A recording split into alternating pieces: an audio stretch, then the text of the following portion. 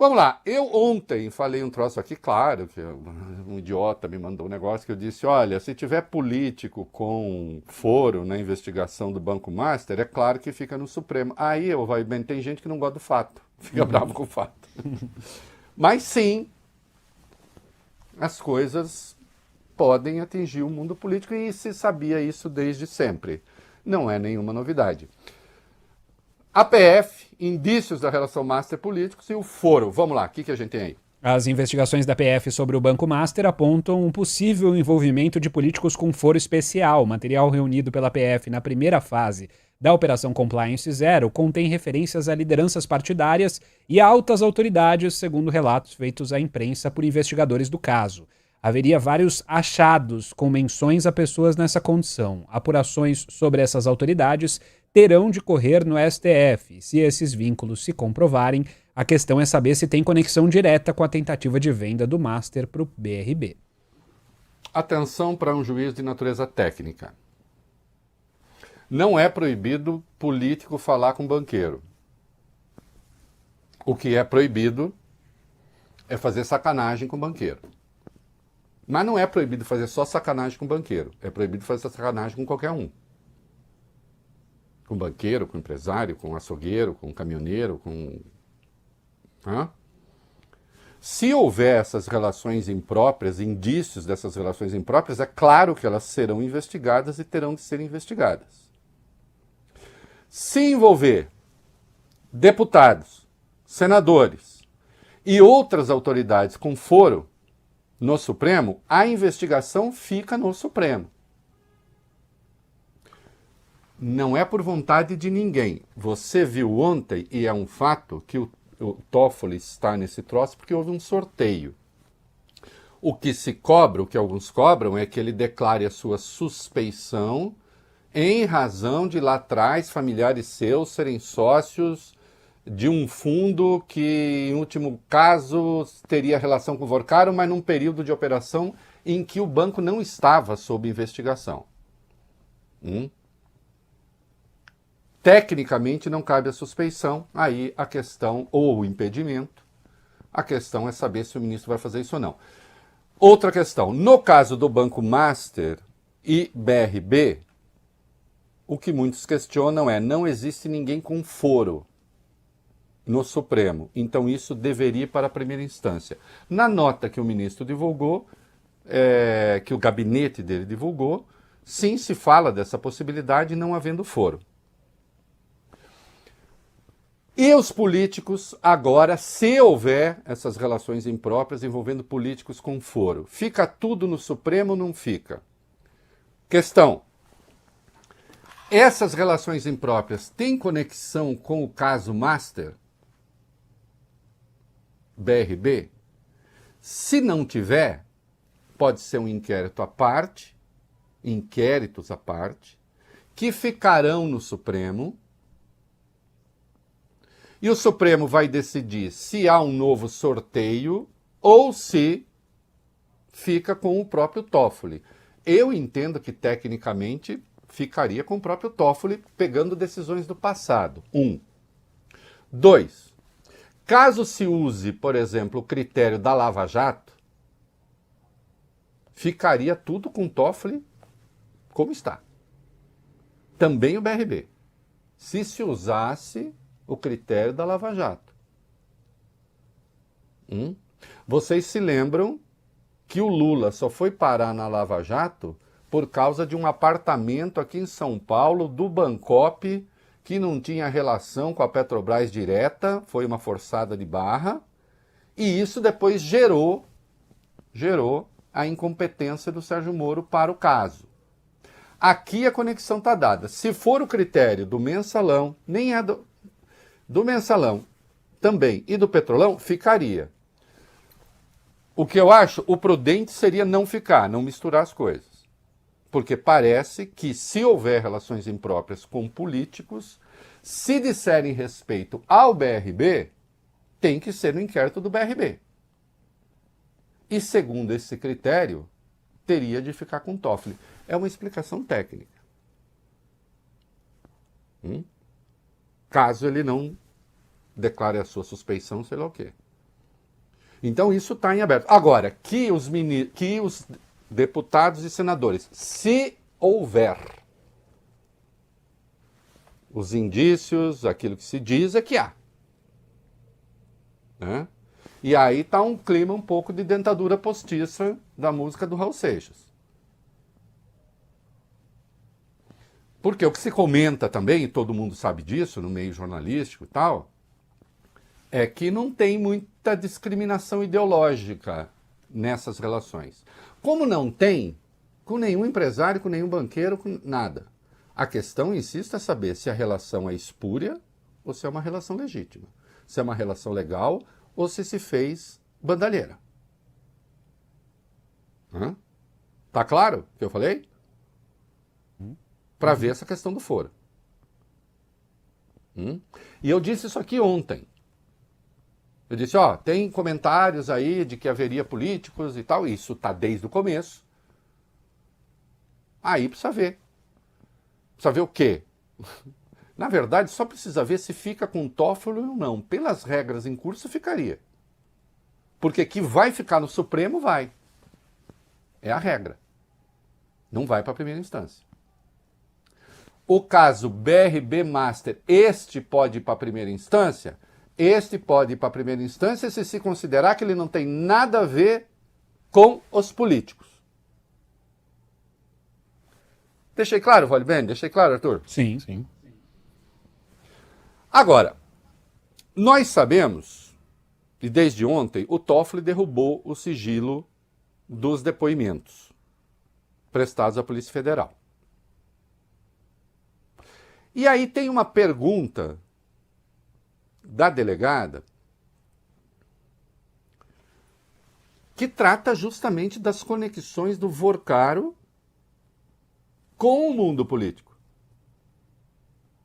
Então vamos falar dessa questão, primeiro informação geral sobre a quebra, sobre a derrubada do sigilo dos depoimentos, e depois nós vamos ver um vídeo que foi divulgado do depoimento do Vorcaro. Mas vamos lá, o que a gente tem sobre sigilo? Vai lá. Vamos lá, o ministro Dias Toffoli do STF retirou ontem o sigilo dos depoimentos prestados à Polícia Federal no dia 30 de dezembro pelo banqueiro Daniel Vorcaro, pelo ex-presidente do BRB Paulo Henrique Costa e pelo diretor de fiscalização do Banco Central Ailton de Aquino. Trechos vieram a público. A delegada Janaína Palazzo, da Polícia Federal, pergunta a Daniel Vorcaro, em seu depoimento, se em algum momento seus amigos políticos tentaram viabilizar a venda do Master ao BRB e se ele havia conversado com o governador de Brasília. A gente está num caso midiático, né? E toda hora, assim, acho que é o caso do Brasil. Então, o tempo todo notícias. E muito se comenta sobre as relações do senhor, as influências. O senhor tem as melhores bancas. Isso é muito comentado. E uma pergunta, né, que eu acho que precisa ser feita para o senhor é se em algum momento algum dos seus amigos políticos procurou viabilizar esse negócio, se o senhor teve contato com o governador de Brasília, se o senhor poderia fazer algum comentário relativo a isso. Eu queria só dizer o seguinte, se eu tenho tantas relações políticas como estão dizendo, e se eu tivesse pedido a ajuda desses políticos, eu não estaria com a operação do BRB negada, eu não estaria aqui de tornozeleira, não teria sido preso, eu estava com a minha família sofrendo o que a gente está sofrendo. Então, acho que, primeiro, vale a pena considerar isso. Segundo, o negócio com o BRB ele foi construído tecnicamente dentro do Banco Central, como eu disse anteriormente. E aí fica a frustração minha, porque não era para a gente estar aqui nessa sala e com essa exposição toda para o país, porque o prejuízo no final não foi só meu, foi do sistema financeiro. Até o dia 17 de novembro, todos os investidores do Banco Master estavam recebendo em dia. Fundo de pensão, clientes, pessoa física, todo mundo estava recebendo em dia, com muito custo, porque eu estava sofrendo uma pressão, já não era de hoje, já era de muito tempo. Mas heroicamente, inclusive, a gente foi porque os nossos ativos eram bons, contra tudo que disseram desde o início, a gente conseguiu ceder ativos próprios, ativos do banco, conseguimos honrar todos os compromissos até aquele dia, que teria tido a oportunidade de ter um desfecho muito favorável. Então, não teve facilitação política. Eu tive com o governador, sim, algumas vezes, porque ele era um controlador indireto, mas não teve nenhum tipo de questão tratada, nesse caso do BRB, que não fosse técnica. Bom, vamos lá. Começo pela questão final do governador, do Ibanez Rocha, que eu queria que tivesse sido empichado lá na tentativa de golpe, só para deixar claro, ele nega que haja qualquer contato irregular. Aliás, ele nega as irregularidades e nem se esperava que fosse diferente, né? Assim como sua defesa. Não havendo evidência de que houve qualquer tratativa irregular com o governador, evidentemente qualquer... vamos ao impeachment do governador, não sei o quê, não vai prosperar, porque conversar com o governador não é proibido. Assim como o banqueiro conversar com quem quer que seja não é proibido. Insisto, não pode fazer safadeza com ninguém. Tá? Aí ele diz, bom, falam que eu sou poderoso, que eu me relaciono com todo mundo. Se eu sou tão poderoso e me relaciono com todo mundo, então deveria ter dado tudo certo. E, no entanto, ele está dizendo, e deu tudo errado. E deu, né? Porque o banco foi liquidado, ele foi preso, estava lá prestando depoimento com tornozeleira. Isso nega que ele tenha relações? Evidentemente não nega que ele tenha relações. Nega que elas não foram úteis para ele ter um desfecho positivo naquilo que se tentou, que foi a venda do Master para o BRB. Eu estou colocando a bola no chão para que a gente entenda direito as coisas. Raciocínio conexo cabe para aqueles que ficam atacando o Alexandre de Moraes porque a mulher dele tem um escritório que advoga para o Master. Aí o Alexandre teria tentado com Galípolo ver se fazia o troço, se não liquidava, se não prendia. Bom, então o Alexandre foi de uma incompetência brutal, porque aconteceu tudo o contrário. Quer dizer que não houve irregularidade? Tudo indica que sim. As coisas estão aqui, porque aí nós temos divergência, inclusive, ao vivo ali no depoimento, entre o Daniel Vorcaro e aquele que foi presidente do BRB a respeito dos títulos. Vamos lá, do que eu estou falando? No depoimento para a Polícia Federal, houve essa divergência entre o Daniel Vorcaro e o Paulo Henrique Costa, ex-presidente do BRB, a respeito da origem dos títulos do Banco Master repassados ao Banco de Brasília. Vamos acompanhar. A gente anunciou que a gente faria vendas, né, naquela ocasião, de originadores terceiros. A Tirreno, nem eu mesmo sabia naquela ocasião, se eu não me engano, que existe que o nome Tirreno, né? Acho que a gente chegou a conversar por algumas vezes que a gente começaria um novo formato de comercialização, que seria de terceiros, carteiras originadas por terceiros e não mais originação própria. Então, o senhor avisou então que seriam carteiras originadas por terceiro. Sim, eu não me lembro a data específica, mas a gente chegou a conversar em algum momento que a gente teria essa comercialização desse novo tipo de carteira. Senhor Paulo Henrique, eu gostaria que o senhor comentasse essa afirmação. Meu entendimento, que eu coloquei aqui mais cedo, é que eram carteiras originadas pelo Master, que haviam sido vendidas ou negociadas a terceiros e que o Master estava recomprando e revendendo para a gente. Não tem essa informação de ser revendida pelo Master. Eu sabia que eram carteiras...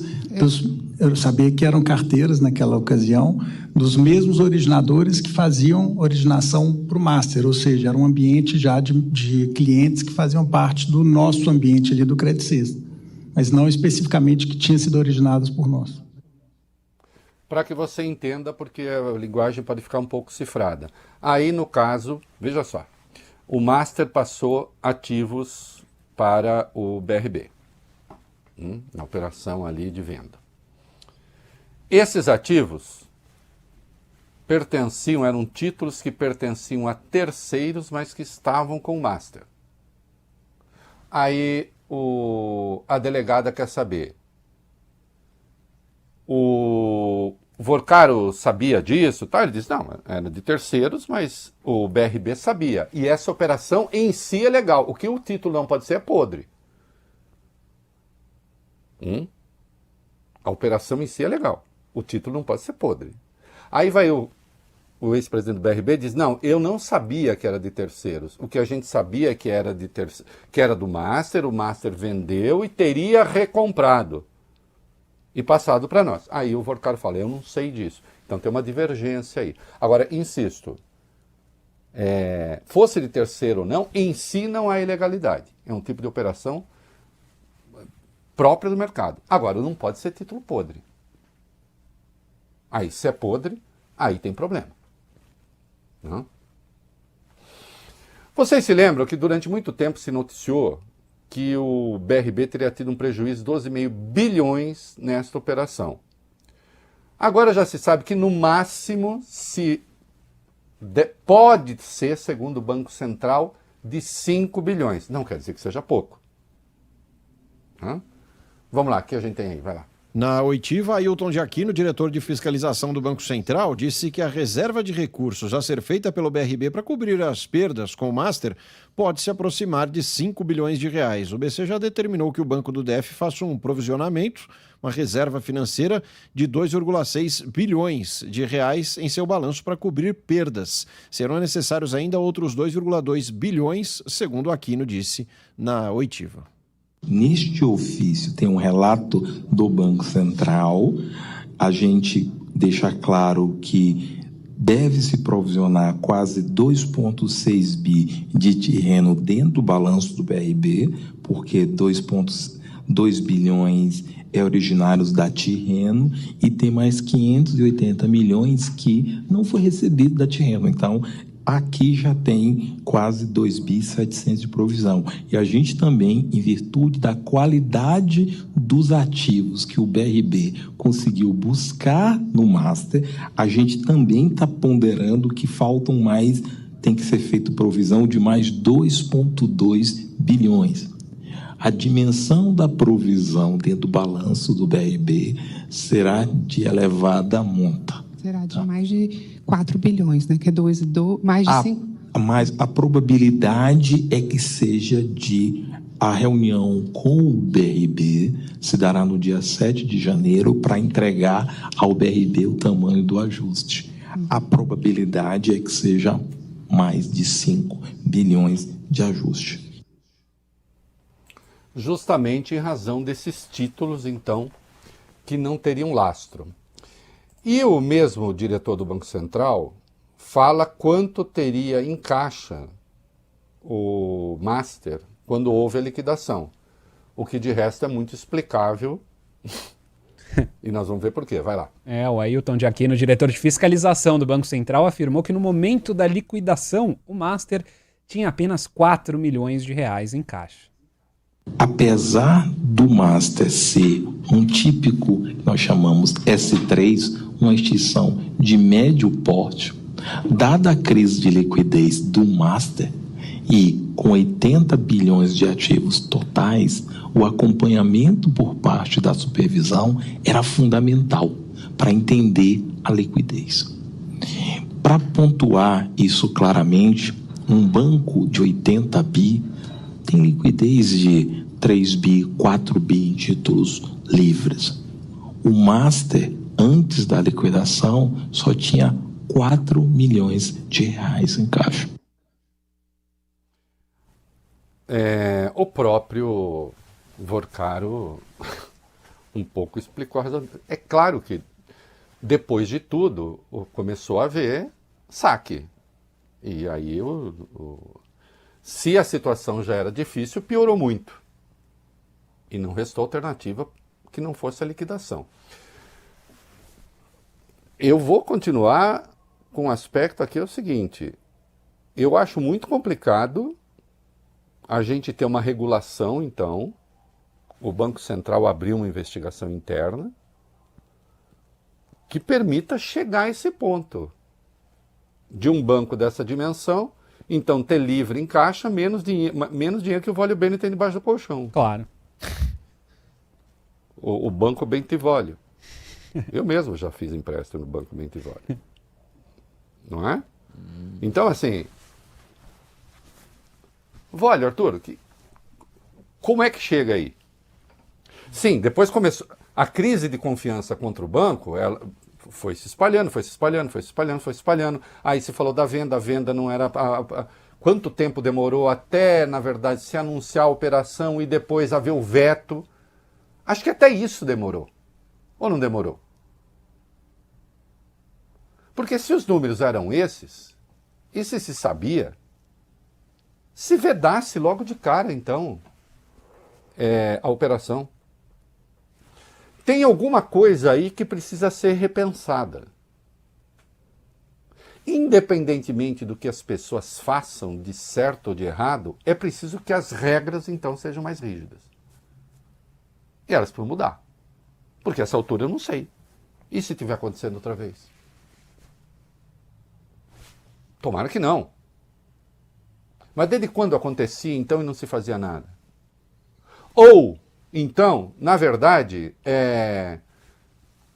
Vorcaro atuava, digamos, na linha, no limite do que se permitia.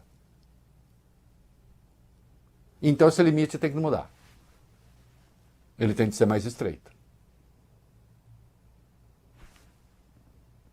Independentemente de crimes que tenham sido cometidos.